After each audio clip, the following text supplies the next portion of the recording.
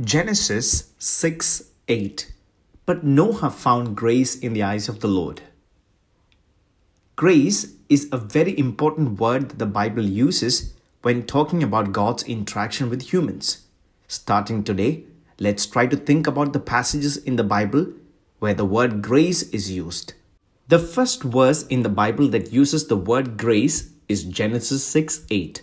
It says here that one person received God's grace, but it resulted in the salvation of his entire family. It was their acceptance and acceptance of God's grace by faith that resulted in their salvation. The Hebrew word translated as grace is hain. It means favor, approval, acceptance, etc. This word makes us wonder why Noah received grace that thousands of people on earth at that time did not. Although this is God's unconditional mercy, there was a background for receiving it. It can be seen in the following verses.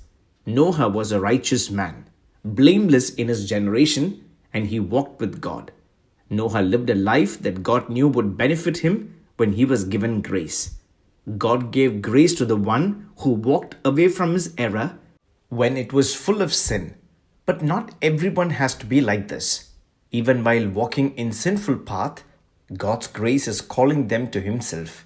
If they are willing to accept it, they can be saved just as Noah was saved. We are saved by God's grace through Jesus Christ. But we must grow in this experience of salvation every day. We must live a life pleasing to God by remaining in God's grace every day. The grace that Noah received saved him from the judgment that covered the earth. However, he later died. But those who have received grace in Jesus Christ will live even if they die. Grace leads us to eternal life. May God bless us.